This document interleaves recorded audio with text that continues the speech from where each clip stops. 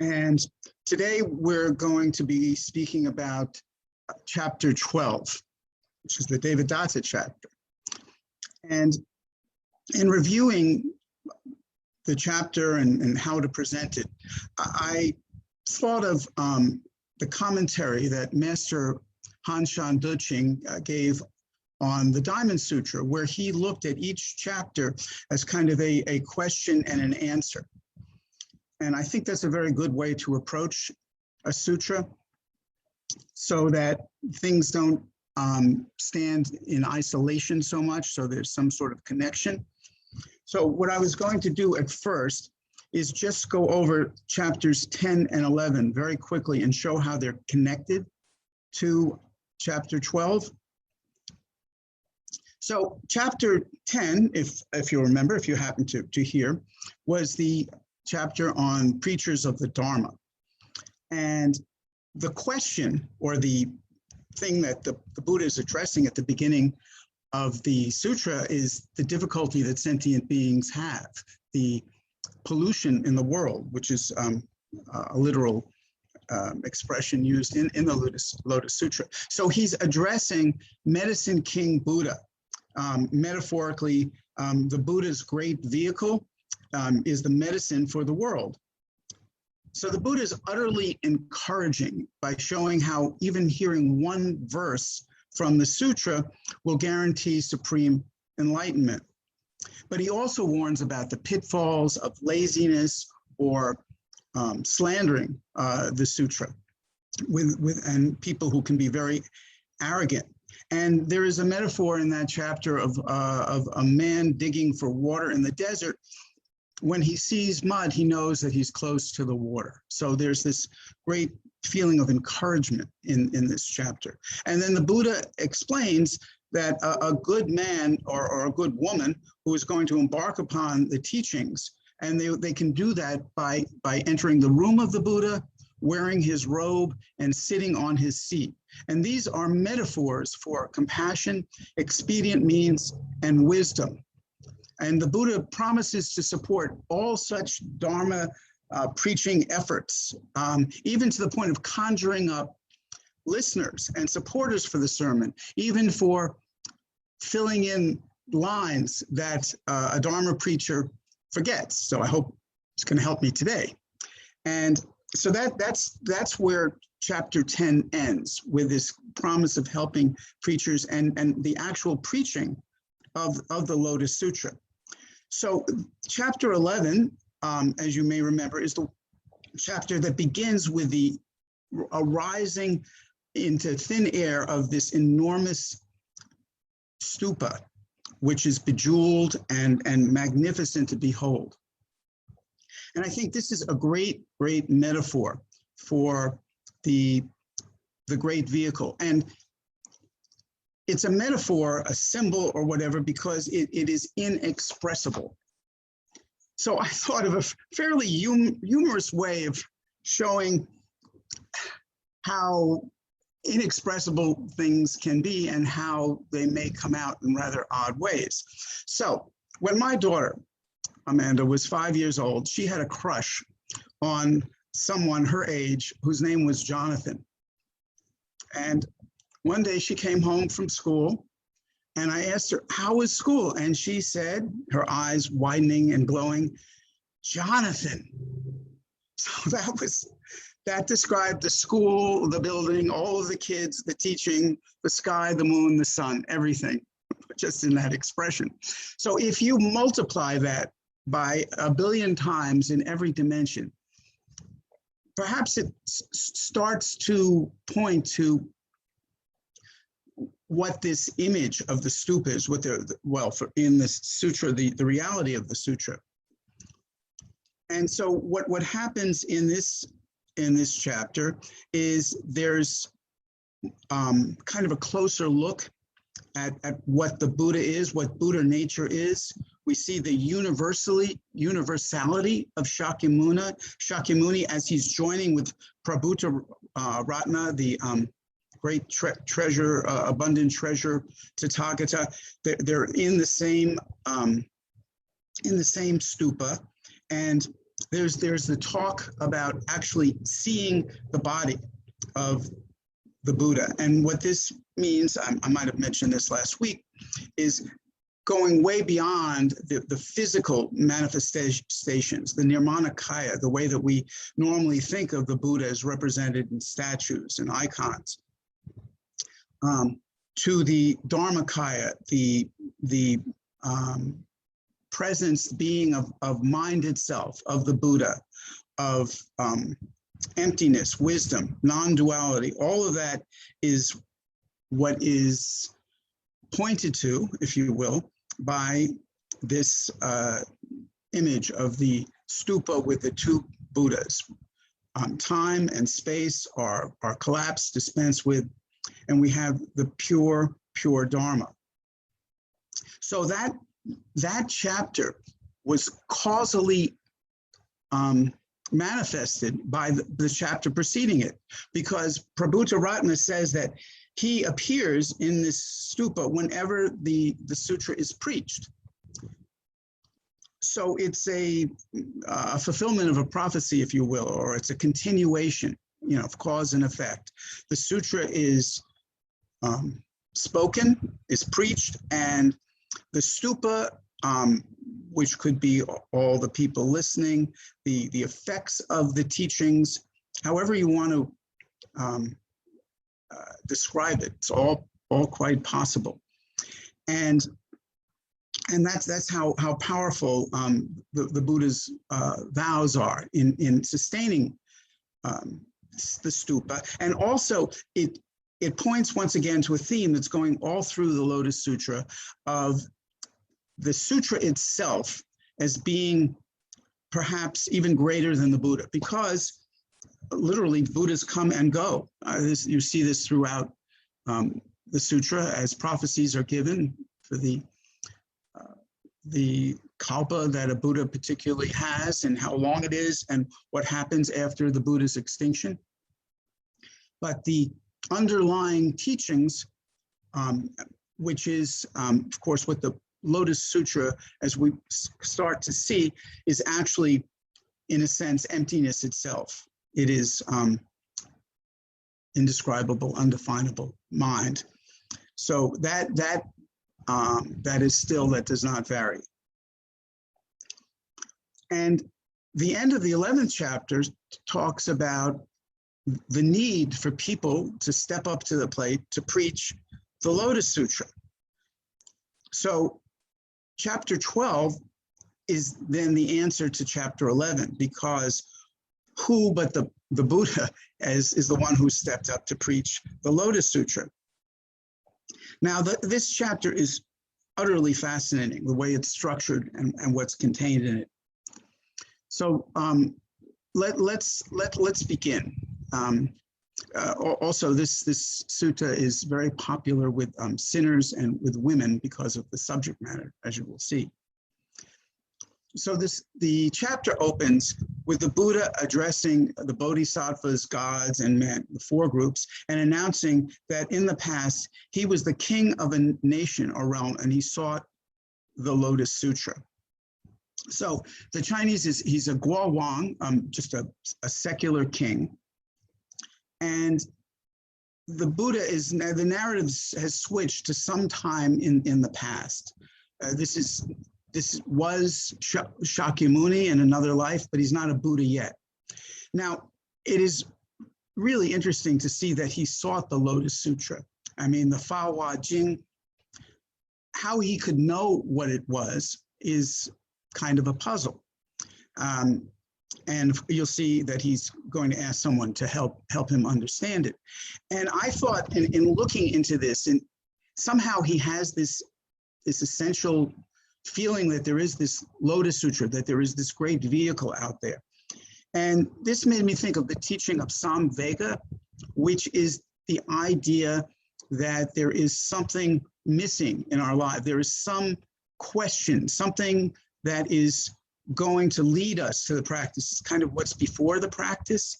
It's kind of like the great doubt before it's become the great doubt. The great doubt is a little itty bitty ember. And this is like Koyana Scotzi, this film that says life lived in such a way that you better get yourself another way of living. That's kind of what Samvega is. So here is the Buddha. The king is not named, but he's seems to be doing fine, but he's looking for something more. And he mentions that he has tirelessly sought supreme Bodhi through many kalpas. And I'm assuming that's Anuttara Samyak Bodhi. And he talks about how he pursued the 6 paramitas of generosity and discipline and patience and great effort and concentration and wisdom. And he practiced by giving alms, and he didn't stint. He gave away elephants, horses, 7 treasures, countries, cities, his wife's children, maid servants, even his own head, eyes, marrow, and brain, his own flesh and limbs. Right? And so that has to be a discussion about former lives, because he's whole in this life as he's seeking the great vehicle. And so there's an implication of early lives, I think. And he talks about the lifespan being immeasurable at the time when he's a king. And in the sutras, it talks about as kalpas progress, lifespans go from 84,000 years down to 10 years, depending on causes and conditions. So this seems to be at the high end of that. And so he abandons his kingdom for the sake of the Dharma. And he sends out proclamations that if anyone can expound the great vehicle to me, I will be his provider and servant for the rest of my life. Now, the great vehicle is Da Chung, and here we often translate this as Mahayana, and we think of it as the collection of teachings in distinction to what's called Hinayana or Theravada. But here, I believe that the great vehicle really means that this nameable but unnameable great teaching, which is all inclusive, leaves out no one, promises Buddha nature to all people. So this is what he's seeking. And so it says at that time there was a seer, a great magician, if you will, who came to the king and said, I have a great vehicle text called the Sutra of the Wonderful Law. If you will never disobey me, I will expound it to you. And so when the king hears these words, he dances for joy, and he serves this seer body and mind. He sets out his meals. He even offers his body as a couch and a seat. And he never stints on this. And he does this for 1,000 years, all for the sake of the Dharma, working diligently, acting as a provider, and seeing that this seer lacks nothing. So the king at this point is a very, very diligent, committed practitioner. And so he asks, he's asking about the great vehicle, and the Lotus Sutra is in this sense, is the apotheosis. It is the great vehicle. It is all the teachings. It is all the sutras combined, as the sutra would have you understand. And so this sage, who we now learn is called Ashita, says that if you can practice this, I will teach it to you. And so the king keeps the sutra in his heart always and never tires of it physically. And so there is a verse where the king says, for the sake of living beings everywhere, I diligently sought the great law, taking no heed for myself and for the gratification of the 5 desires. Therefore, the ruler of a kingdom, through diligent seeking, was able to acquire this Dharma and eventually to attain Buddhahood. And I will now explain that to you. And the Buddha who is now narrating this goes on to explain that he owes it to the seer. So now we're brought up to the present, the present, however you want to define that in the sutra. And we are with Shakyamuni once again. And now we are in for an enormous surprise. The Buddha has somewhat matter-of-factly spoken about how he's become the Buddha, at least in this short passage. Of course, there's great detail and there was great effort to accomplish that originally. But what we find out is that this sage that helped the Buddha was Devadatta. Now, to the audience at the time, this might have sounded like the Buddha's teacher was Attila the Hun, Benedict Arnold, Hitler. That might sound a little bit harsh, but let's look at who Devadatta was, or at least who we thought he was. And this is from the Theravadan teachings. And so the conceit here is that I've got Devadatta's resume in my hands. I'm not sure what I want to hire him for, but I'm going to read through his resume. And it's pretty dismaying. So he begins with a lot of promise. He was a talented monk. But first of all, he develops psychic powers and he misuses them. And he entices Prince Ajatasattu, who is King Bimbisara's son. King Bimbisara was the king of Magadha. And he takes the form of a young man clad in snakes, which is a strange image as far as I can see, but Prince Ajatasattu is very impressed and he begins making offerings to Devadatta. And this goes to his head. And this is, of course, an error that we see that happens all the time. The Devadatta begins to believe in himself a little too much. And the Buddha saw what was going on. And he saw that this was going to end in destruction. He uses the metaphor of like a plantain destroyed by its own fruit. So Devadatta asked the Buddha to retire, talk about chutzpah, so he could take over. But the Buddha said he doesn't let senior advisors take over, especially not one whom he compares to vomit and to spit. And the Buddha warns the monks about him. So Devadatta convinces Ajatasattu to kill his father, Bimbisara, which seems to be something of a historical fact. And meanwhile, Devadatta would kill the Buddha. So he hires henchmen and makes an elaborate scheme so it doesn't look like he's involved. But when the henchmen try to kill the Buddha, they can't do it and they actually become converted. So that didn't work. And then Devadatta himself tries to kill the Buddha by hurling a rock down, and he actually hits the Buddha on the foot and draws blood.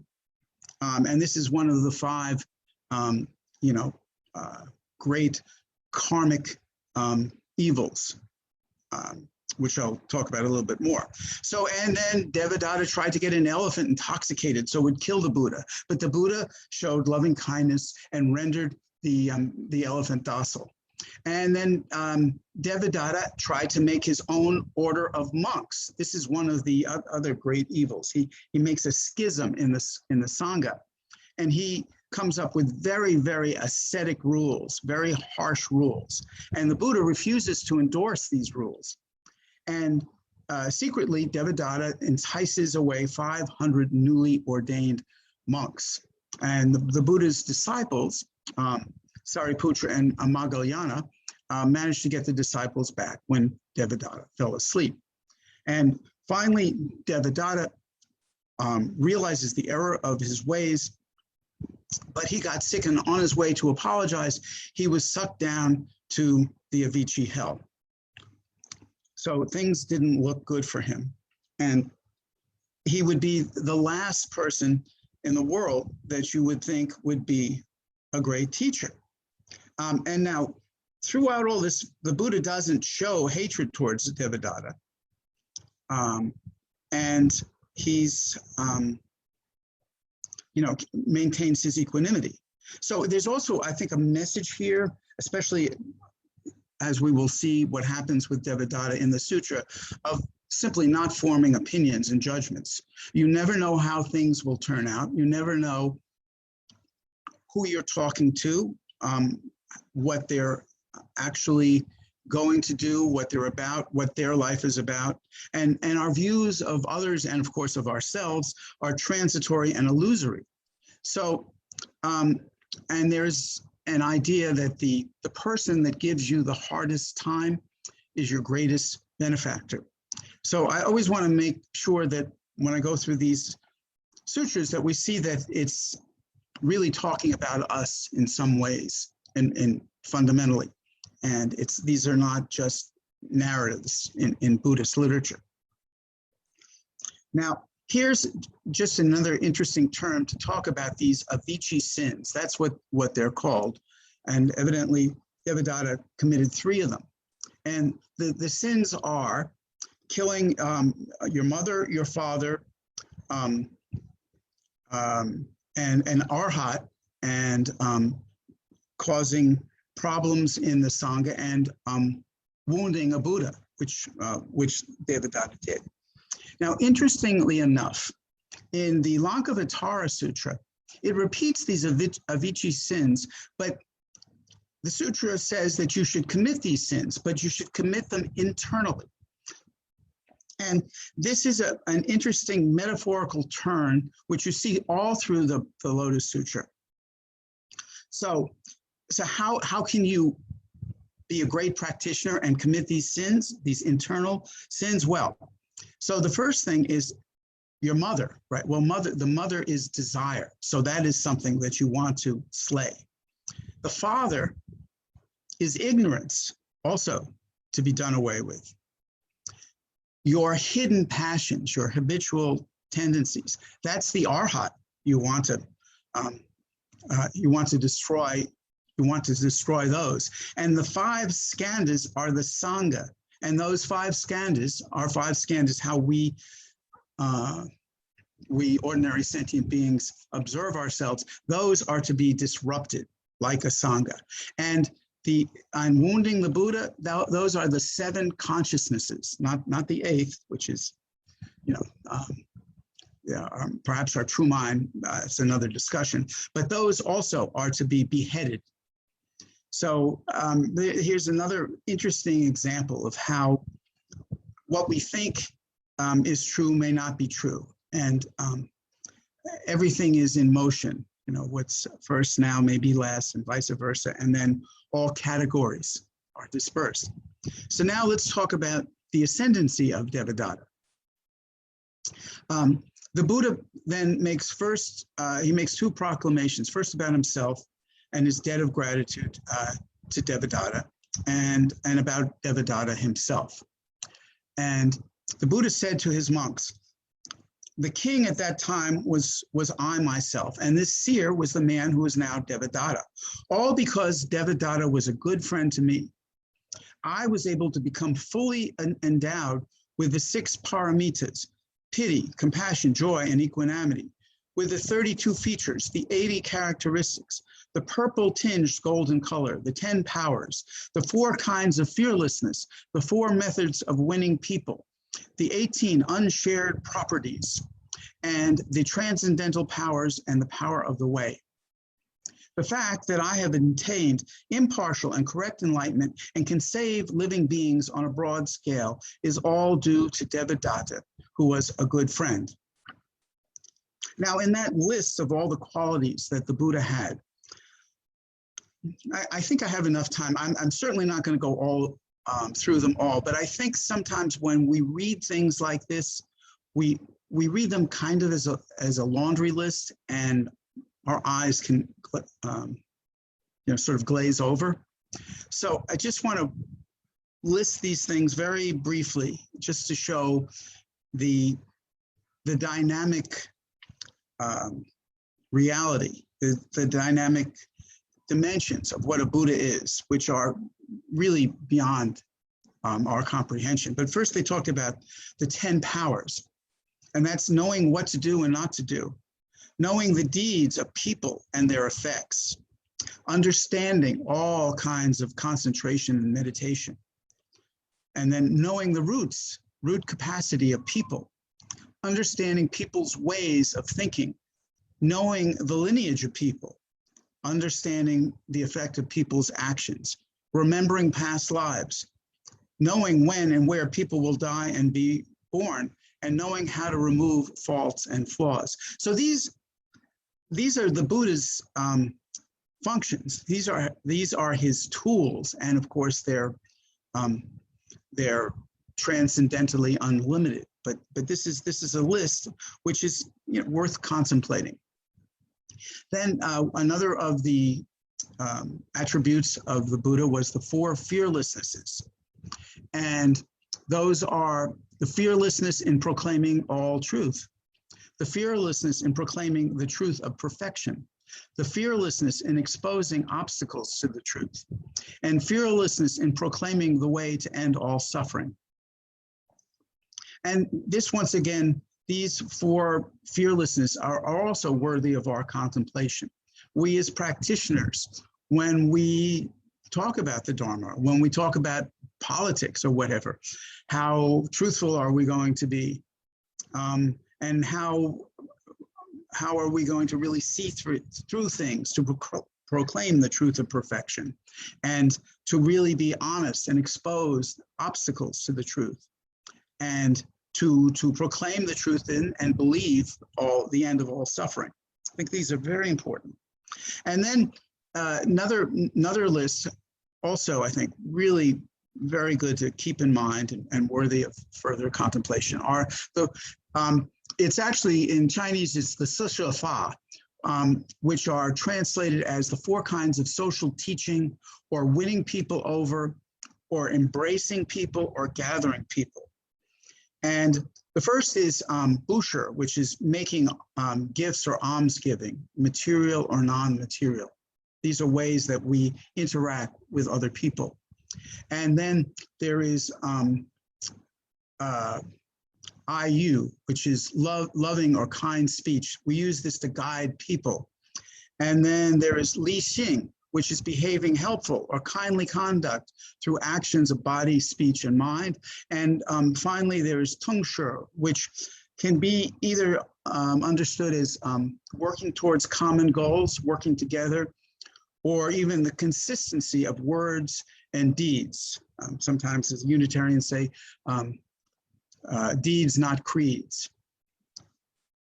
Okay, and there are many other lists there, but I just thought that would be interesting to pause and give some description of those. And so the Buddha declares that all of these accomplishments are due to his friendship with Devadatta. So I was really thinking about this, and Devadatta, this whole sutra is in a sense like a koan. Some of you may know the koan that comes from the Platform Sutra, where Huineng is confronted by Hui Ming, a general who's pursuing him out of jealousy, and who is trying to steal the robe and bowl from him. And in the story, Hui Ming can't even pick up the robe and bowl because of Huineng's spiritual powers, and he asks for the teachings, and Huineng says to him, without thinking of good or evil, what was your original face before you were born? So here, just using Devadatta, who is the epitome of evil in the world and the epitome of good. He is causal in the Buddha's attainment of Buddhahood. So it is a rather remarkable thing to contemplate, and in a way it just goes through the dualities. It splits them apart, these dualities of good and bad, right and wrong. It's just one other way perhaps of looking at this story. So now we have Devadatta's prophecy of Buddhahood. So he declares, the Buddha declares this prophecy to the four groups, right, of the monks and nuns and laymen and laywomen. And Devadatta will be called Tianhuang, or Devaraja in Sanskrit, God King or Heavenly King. And with all these epithets that are part of the Buddha's description, worthy of offerings and perfect parity in conduct, well gone, understanding the world, trainer of people, teacher of gods and men, Buddha, world honor one. All of these things are going to be part of who Devadatta is, right? So, and he will be expounding the wonderful Dharma, the Miaofa, even at the time when there are Shravakas, those are the followers of the early teachings, and they will be achieving arhatship. That's the highest perfection in the earlier teachings, and people who are desiring to become Pracheka Buddhas, the so-called lonely Buddhas who observe the 12 links of dependent origination. There will be beings like that, and there will be those who set their mind on the unsurpassed way. And we're told that he will be in the world teaching for 20 intermediate kalpas, and I won't even venture to say how long that is. And after his extinction, his true Dharma will last for the same period. I think it's interesting to look at this and notice that the Buddha is talking about the future. And one might think that in the Lotus Sutra, when someone is given a prophecy of Buddhahood, that, well, in the new Buddha land, there would just be the Lotus Sutra, right? Why would there still be Shravakas and Pracheka Buddhas and even Bodhisattvas in the old school of thinking? So this once again reinforces the inclusiveness of everything and how the Lotus Sutra underlies all the teachings. So according to the sutra, we're all destined to become Buddhas, and I guess the nature of beings are such that different beings will need different types of teachings. That doesn't seem to be going to change anytime soon. So, and once again, I think that shows how the Lotus Sutra is not, this kind of straitjacket that people might think. It's really all embracing.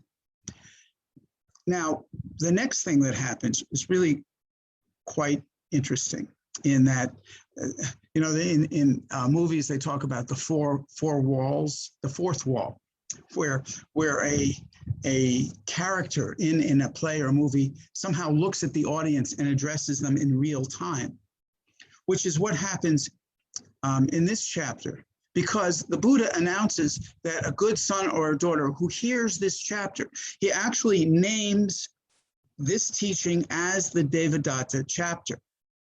And last week when I was talking about the sutra, someone was asking me about, where the sutra is, how can you really pin it down? And I said, I often wondered when I would read about early chapters in a sutra and the Buddha would say that you should believe it. And I would sort of think, if I were in the audience, I would say, I haven't heard the whole thing. How am I supposed to know? But here, the Buddha is conscious of this particular teaching as a chapter. And one can only guess that this has got to be something that has to do with the scribe and the formation of the Lotus Sutra, which took hundreds of years, ending somewhere in like the 3rd century AD or CE, just in the form that we see it. And as I've said before, I can take many different views in reading and understanding the sutra, from the view that every character in the sutra is the body of the Buddha. This is living truth. And there's a temple in Japan, in the Kunisila Peninsula, that has 28 temples, one for each chapter of the Lotus Sutra, and it has 69,384 statues, one for each character in the Lotus Sutra. Now, scholars, of course, will look at the Lotus Sutra as being kind of a product of, well, certainly, you know, spiritual, but cultural, psychological, anthropological, a variety of secular interests, if you will. And I'm going to bring this up a little later also. So there's, you know, it's interesting to contemplate that the Buddha is speaking this chapter and is conscious of it being a chapter. So the Buddha goes on to say, and if they respect the good son or good daughter, respects this chapter with a pure heart and faith, and doesn't give rise to doubt, and they won't fall into the hell, animal, or hungry ghost realms, but they will be born in the presence of a Buddha of the 10 directions. And in a place where they are born, they will constantly hear this sutra.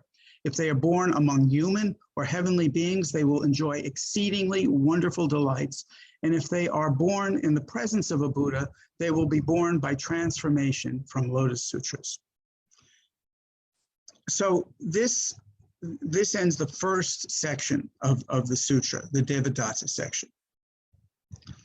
Now, the next section, perhaps even more interesting, and in a sense more controversial, but there is a transitional section, which is described in this way, that there was a bodhisattva who was among the many followers of many treasurers. That's Prabhutarata. You may remember, who is the Buddha who is in the jeweled stupa that we saw in chapter 11. So there is many treasures, a follower, and his name is Wisdom Accumulated, Jurji. And he said to Prabhutarata, shall we return to our homeland? Once again, there is the continuing narrative that still filters in from chapter 11, because all of these different Buddhas and Bodhisattvas have come to do obeisance and make offerings to Shakyamuni. But Shakyamuni says to Wisdom Accumulated, good man, wait a little while. There is a bodhisattva named Manjushri here who you should see. Debate and discuss the wonderful law with him, and then you may return to your homeland. And so we can ask, why is there this interlude here? And one very interesting thing is that originally the 11th and 12th chapter seemed to be one chapter. And there was some thought that perhaps the 12th chapter wasn't translated by Kumarajiva, but Jur-yi, the founder of Tiantai Buddhism, 6th century CE, he said that he saw an original copy of Kumarajiva's translation, and that it indeed was his. But for whatever reason, chapter 12 is chapter 12 as we read it now. So the narrative continues, and through this interlude. So as I said, why is the Buddha saying that Wisdom Accumulated should speak to Manjushri? So in the first part of the sutra, we you know, as I said, well, the teaching of the one vehicle cuts through all of the various teachings, good and evil. And of course, we've just seen a seeming villain exalted to Buddhahood. And we've seen all sorts of different changes throughout the sutra. We saw Maitreya, who was described as a lazy opportunist, actually becoming the next Buddha after Shakyamuni. So there really is something more for Wisdom Accumulated to learn. He's still holding on to something, and we'll see what that is. So Manjushri is sitting on a 1,000-petal lotus, and there's actually a meditation practice associated with that, which I'm not going to go into now, because have to get through the rest of the sutra, but it's just interesting. It just shows Manjushri's wisdom and attainment. Although, as you'll see, Manjushri also has something to learn in this next part. So he emerges naturally from the Sagara dragon palace, which is also where the Lankavatara begins, and he leaps up, and that's Yunchu. It's the same verb that's used for the leaping up of the jeweled stupa. And he's suspended in the air, and he goes to Lingjeshan, which is the Holy Eagle Peak, and he prostrates at the feet of the two world-honored ones, Shakyamuni and Prabhuta. And there's this interesting interlude of wisdom accumulating, asking Manjushri, how many beings did you convert? And you can see that there must be some doubt in wisdom accumulated's mind. He's still, well, he's a bodhisattva, but he hasn't quite understood the great vehicle. So he's really testing Manjushri. And so Manjushri says, the number is incalculable.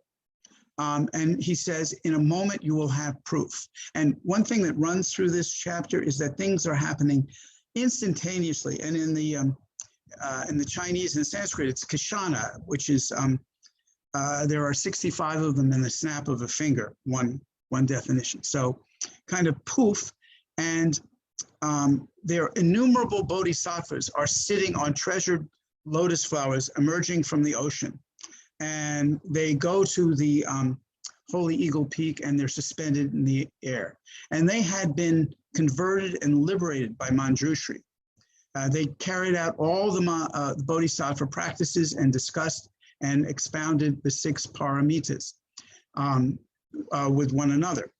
And those who had originally been voice hearers expounded the practice of the voice hearer when they were in the air, but they were now all practicing the great vehicle and the principle of emptiness, which I think is a very important thing to show when that does appear in the Lotus Sutra, as it does in certain places.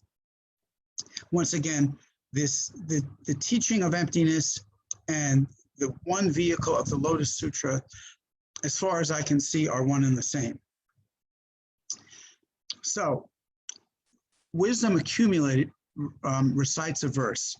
He says, of great wisdom and virtue, brave and stalwart, you have converted and saved innumerable beings. He's talking, of course, about Manjushri. Now, those in this great assembly, as well as I myself, have all seen them. You expound the principle of the true marks. That's the Shang. Open up the Dharma of the single vehicle, broadly guide many beings, causing them quickly to attain Bodhi. And Manjushri says that when I'm in the midst of the ocean, I only proclaim the Dharma Flower Sutra. And I imagine that comment about the ocean must mean that it's the ocean of samsara, and that the Lotus Sutra is the cure for the suffering of the Saha world. So wisdom accumulated wants to know even more. I guess these doubts have not really been assuaged. Wants to know if a living being can quickly become a Buddha. He's looking for further proof. So Manjushri replies, there is the daughter of the Dragon King, Sagara, who has just turned 8. Her wisdom has keen roots, and she is good at understanding the root activities of living beings. She has mastered the Dharanis, has been able to accept and embrace all the storehouse of profound secrets preached by the Buddha, has entered deep into meditation, thoroughly grasping the doctrines, and in the space of an instant, remember Kashana, conceived the desire for Bodhi and reached the level of no regression. She's not going to fall back. Her eloquence knows no hindrance, and she thinks of living beings with compassion as though they were her own children. She is fully endowed with blessings, and when it comes to conceiving and in mind and expounding by mouth, She is subtle, wonderful, comprehensive, and great. Kind, compassionate, benevolent, yielding, she is gentle and refined in will and capable of attaining Bodhi. A very different kind of resume here. So let's just have a very brief word about Nagas. So Nagas are serpent-like beings with human faces and lower extremities, like a snake. Although they can take on human form, which is probably what's happening here in the sutra. But they are definitely classified as animals. And there are love tales between humans and Naga maidens in Indian folklore, and saying someone has the beauty of a Naga princess was a great compliment. You know, there are lots of valences within the Dharma. Earlier on, Nagas are animals, so they're discouraged from the Dharma. So there is this story from the Vinaya, which I found a little dismaying, of a Naga who was ordained as a monk, but when he fell asleep, he reverted to his original snake-like form. And the Buddha tells him he can't make progress in the Dharma, and he's expelled, weeping from the order. And evidently to this day in some countries, some Buddhist countries, a would-be monk is asked before ordination if he's human. And spoiler alert, as far as I know, I'm human. So I'm continuing with the sutra. So Nagas are also the protectors of the Prajnaparamita teachings. So they do have great intelligence and spiritual potential. And of course, there's Nagarjuna, which is part of this name, right? And Naga in Chinese is lung for dragon. That's how it's translated. So Bodhisattva, wisdom accumulated, said, when I observe Shakyamuni, thus come one, I see that for immeasurable kalpas, he carried out harsh and difficult practices, accumulated merit, piling up virtue, seeking the way to do the Bodhisattva, seeking the way to the Bodhisattva without ever resting. I observed throughout the 1,000,000,000-fold world, there is not a single spot, tiny as a mustard seed, where this Bodhisattva failed to sacrifice the body and life for the sake of sentient beings. Only after he had done that was he able to complete the Bodhi way. I cannot believe that this girl, in the space of an instant, could actually achieve correct enlightenment. So he's a real doubter. He's really on the no mud, no lotus train, school of thought, and she's sort of a whippersnapper in wisdom accumulated's mind. So we're seeing obstacles that are put up, that are sort of telling us what this really can't be. So, but before he had finished talking, once again, the time sequence here is just instantaneous. The Dragon King's daughter actually appears before the Buddha, bows her head in obeisance, and retires to one side and praises the Buddha. And this verse shows her understanding of the Buddha. And she says about the Buddha, he profoundly understands the sign of guilt and good fortune and illuminates the 10 directions everywhere. His subtle, wonderful, pure Dharma body is endowed with the 32 characteristics. The 80 characteristics adorn his Dharma body. Heavenly and human beings gaze up in awe. Dragons and spirits all pay honor and respect. Among all living beings, there are none who do not hold him in reverence. I've heard that as for attaining Bodhi, the Buddha alone can affirm this. I speak the doctrines of the great vehicle to rescue living beings from suffering.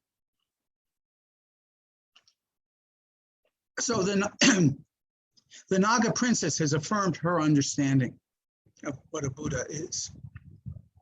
But the naysayers and the doubters are not finished with her. Now here's where we get into some interesting controversial territory, which I will address sort of at the end.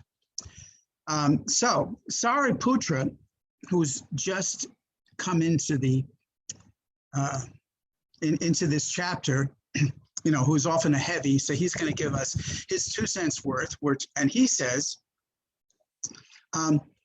You suppose in this short time you have been able to attain the unsurpassed way? But this is difficult to believe. Why? Because a woman's body is soiled and defiled, right? That's go hui, not a vessel of the Dharma. How could you attain the unsurpassed Bodhi? The road to Buddhahood is long and far-reaching. Only after one has spent immeasurable kalpas pursuing austerities, accumulating deeds, practicing all kinds of paramitas can one finally achieve success. Moreover, a woman is subject to the 5 obstacles. First, she cannot become a Brahma heavenly king. Second, she cannot become the king Shakra, which is another kind of heavenly king.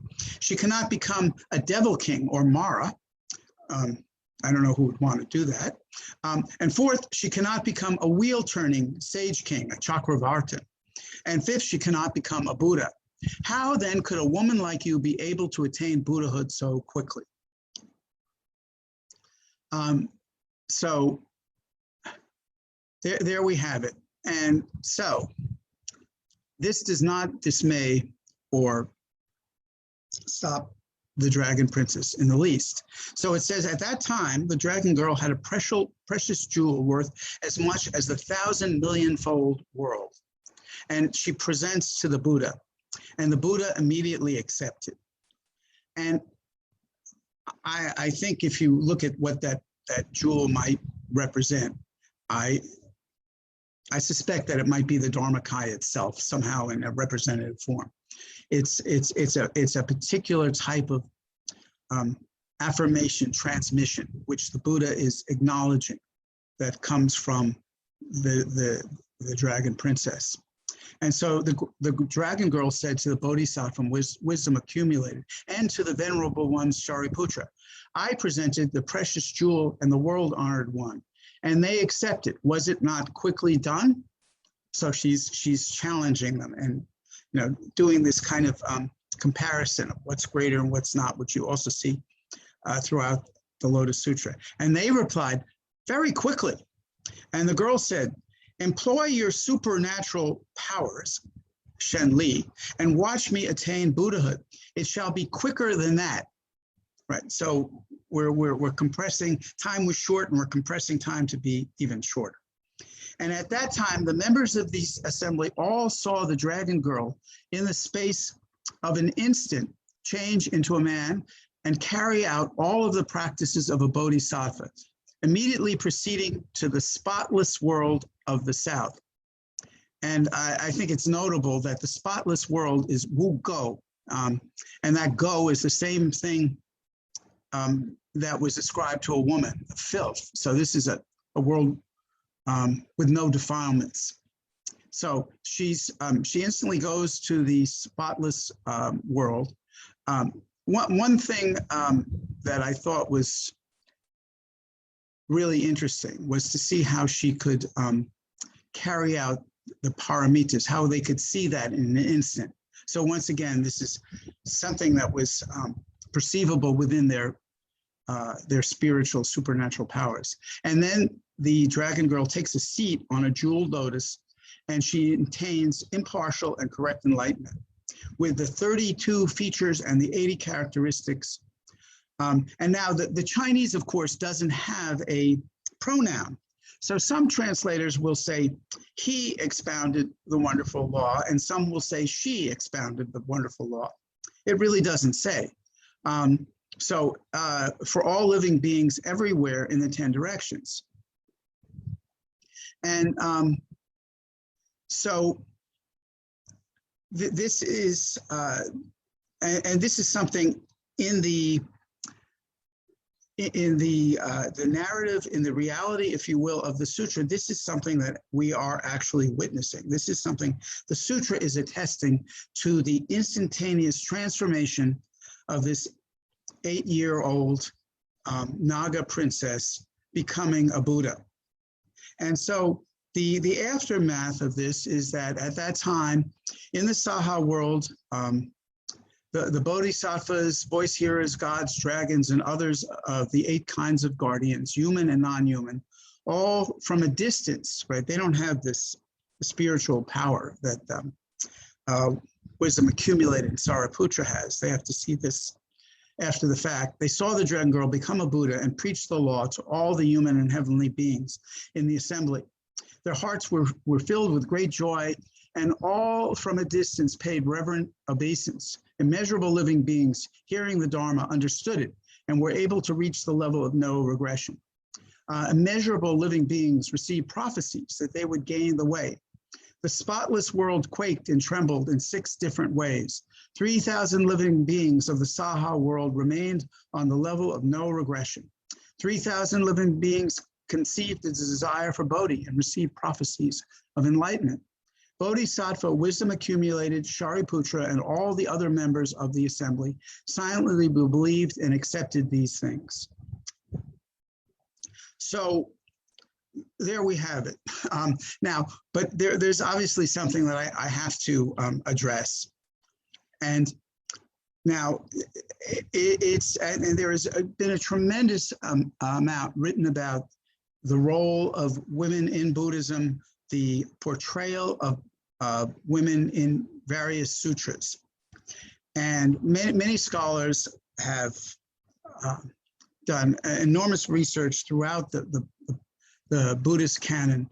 And we can see a whole range from real misogyny, which is expressed in the sutra, which is expressed by Sariputra about these hindrances of a woman. But of course, the sutra shows that now there are 3 things going against this dragon girl. One, she's not even human. She's only 8 years old, and she's a woman, right? So the Lotus Sutra, I think, purposefully is taking the most unlikely candidate, if you would, and showing how even someone like that can attain all of these attributes. Now, once again, we don't know how she practiced and what happened in her earlier lives, but the point is that in this sutra, she really does transform kind of immediately. So now one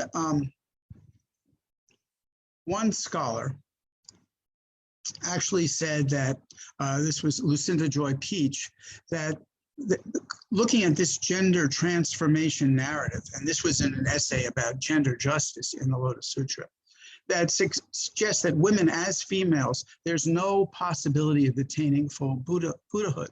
In other words, she took that particular incident in the sutra of this brief transformation from Naga princess to a man to a Buddha, but that was understood in her view as meaning that women simply couldn't become Buddhas in and of themselves. Now, another scholar, Muriel Levering, points out that, well, the Naga princess didn't die and wasn't reborn as a woman. What happened was there was a transformation in her form. And if we look throughout the Lotus Sutra and other sutras, we can see so many different kinds of transformation. There is conjuring of whole cities representing nirvana. And in the 10th chapter, we saw that there were teachers and listeners who are conjured up. And of course, in other sutras like the Vimalakirti, there's a point where Sariputra has his body swapped out with a goddess, and she challenges him to find the difference between male and female in essence, and of course he can't. So Miriam Levering, concludes that the Lotus Sutra really is good news for women and for all beings. And this is really quite a sweeping subject, and there are many references to women and how they are viewed and what they can accomplish.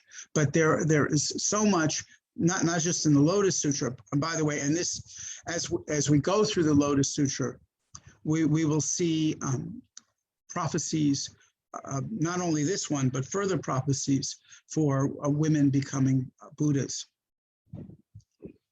So on the whole, this chapter just takes many of our views of good and evil, right and wrong, man and woman, all sorts of dualities, and bursts them at the seams, and shows us how, you know, in our practice, if we take a note, take a cue from the Lotus Sutra, how we can look in ourselves, see what it is that we're attached to, and use our practice, use the study of the sutras to continually, as the Lotus Sutra promises, make our way to Buddhahood. And I think I can stop there. I really enjoyed sharing this with everyone. I hope it was of interest and prove useful, and will prompt people to read the sutra and other sutras more deeply and contemplate some of the things we've spoken about here. And I think we can open to some questions now. Thank you, Harry, for a fabulous talk, especially the story at the end with the dragon princess. Thank you for bringing out all these scholars' views. Yeah, those are, you know, things that I was not aware of. Yeah, thank you. So we will open up the Q&A session now. So if you have any questions, you can raise the hand button and unmute yourself, or you can post questions on the chat.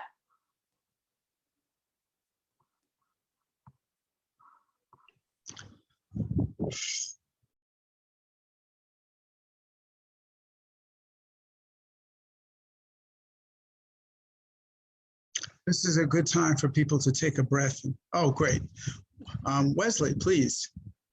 Thank you for the talk, Harry. I was wondering what exactly, so with this instance with the dragon princess, we sort of see an example of, I guess, this sort of idea of sudden enlightenment. And I know that typically there's like two camps in response to sudden enlightenment. One is that you accumulate vast amount of merits in previous lives leading up to a sudden enlightenment. And then you also see like the early work, like you also see like the works of early Chan masters like Wangbo, who say that no sudden enlightenment is a complete bypassing of the 10 bhumis and whatnot. I was wondering what exactly would be either your view or the Dharma Drum's view on this nature of sudden enlightenment, whether or not it actually requires this countless merit, or if it truly is a complete bypassing of the path altogether. Okay. Thank you, Wesley. I think that when this sutra came into being, those kind of questions hadn't percolated to into people's consciousness quite the same way that they did in later Chan teachings. And there's enough in the Lotus Sutra to give support to either view and also to tear down either view. And I'm thinking of Hui Nung's poem on the Formless Dharma, where he says, in effect, this is not a direct quote, but in effect, there is no sudden or gradual in the Dharma. Those are kind of preoccupations that we ordinary sentient beings have. And even in the teachings, a lot of the teachers, I think even Master Sheng Yen would say that even if what seems to be sudden enlightenment had much behind it, and even if you have a sudden enlightenment experience, that doesn't mean that you still don't have a lot of work in front of you.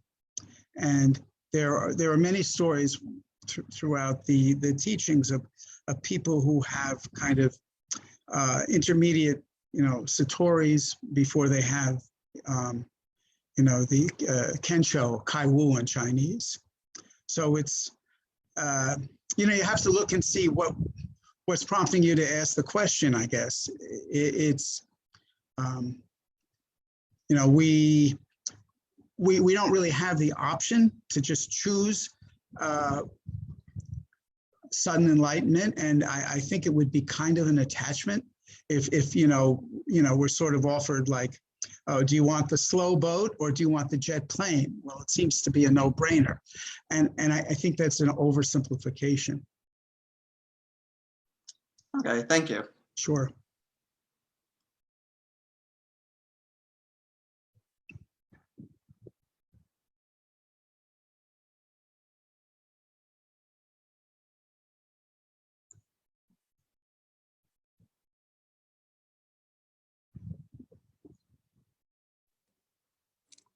Is there any other questions? So I have a question. So you mentioned about misogyny in certain questions that were raised by Sariputra, and then sometimes you see things like that in the sutra. So I was just wondering, is that something that's a common view at the time, or is there a purpose that's served in the sutra, or what is the Buddhist view on things like that? How do we take on it when we see things like that in the sutra? Well, in some ways, you're asking two things, because the sutra emerges out of a culture, right, where there are. Right. Remember, in India, they were practicing sati, where the wife would be immolated, sacrificed with a husband when the husband died, and there were lots of subordinating things that women had to endure. So that certainly has to be taken into an account. Also, the struggle or the conflict or the jockeying of the different approaches between the earlier teachings and these later Mahayana were also factors.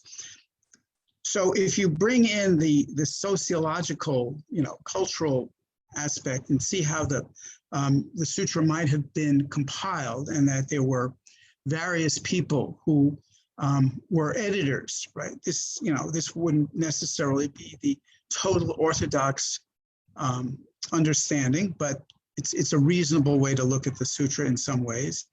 And I had the thought that maybe there was someone who was editing the sutra in the 1st century AD or CE, and when they came to this passage about the dragon girl transforming into a Buddha, directly into a Buddha, right? And as far as I can see, there is absolutely no dharmic reason that she had to become a man. I mean, this just doesn't make any sense. But at that time, when they're trying to promulgate the sutra and they're trying to get people over to their side, this individual or individuals might have said, this is just not going to fly. People are not ready for this. And so they put that in. And well, there are many different, throughout the teachings, right? There is the Therigatha, which is from some of the earliest Buddhist teachings, which are poems by nuns about their enlightenment experiences. So the idea and the promise and the reality of enlightenment for women has been always in Buddhist teachings. The actual arrangements of sanghas and the relationship between monks and nuns, that has had various iterations, and there's been some discrimination in those areas. So like all religions, all spiritual pursuits, there have certainly been bumps on the way. But I think, in talking about that and bringing this stuff up, we can make sure that, our minds are clear about this, so that as we practice, we're not holding on to some of these old prejudices, and I think that the Lotus Sutra is really wonderful at doing that, especially considering how old it is, and its utterly enlightened sensibility. So it's a very widely written about subject. Yeah. You may want to look further into. Sure, Thank you very much, Harry. sure. Yeah, I mean, I agree. The transformation, when I read about that part, I was just not sure why they added that. Yeah, it comes out of nowhere, you know. Yeah. And there's, by the way, there is further discussion about that there was a purpose for doing that, just to utterly scramble your perception of what a woman is, what a man is. It's just in an instant, everything flashes by, and she ends up as a Buddha. So it is kind of a teasing expression of non-duality just in that one motion. If you look into it, you'll see many different views of that particular event. Interesting. So yeah, I'll take a more closer look. Yeah, because Yeah. it was sort of contradicting itself, because initially it says, okay, a woman can just become a Buddha. But then there is this transformation. She went to become like a man's body. So does that mean she was a man, or she was still a woman? And Well, that's what I said. It didn't say she died and you know, and became a little baby boy and then grew up. It's a total supervision. You know, it's just in form. right. Her form changed. There are other teachings about women's sensibility and other things that you can find in other sutras, you know. And remember, it's definitely true that in other sutras, women are associated with sexual desire and you know, are given a really bad rap. You know, men are always blaming their failings on women. You know, you just see this happen so often, and that certainly does occur in other sutras. Yeah, thank you so much. Sure.